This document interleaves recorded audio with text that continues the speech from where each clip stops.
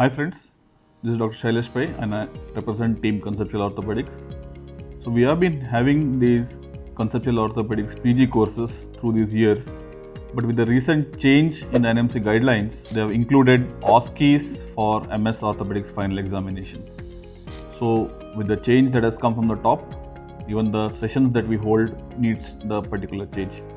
So what we will be doing henceforth is, during the PG course, there will be days earmarked for the live clinical case presentations with real patients, which is must for all of you to learn.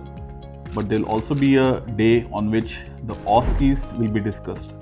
So these OSCEs as per NMC are little different from the DNB OSCEs that we were having courses for. So in the NMC OSCE, we have the manned and the unmanned stations. So all these will be replicated during the course, which I'm pretty sure will immensely benefit all the students who attend the course. Apart from this, the DNB OSCE course that we are going to have, which is exclusively for DNB practical examination, will have the different modules of OSCE teaching, which will be a separate course. And in that, we'll also include table VIVAs, so that 200 out of the 300 marks could be covered from the student's perspective.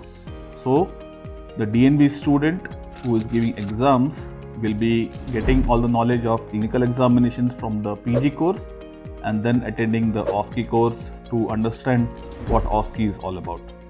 Whereas an MS student would be attending the PG course, which will have clinical examination cases, and then NMC based OSCE structured will be having various stations and having discussions so that the student finds the exam pretty easy. So these changes will be incorporated and we'll be going to announce the courses pretty soon. Thank you very much.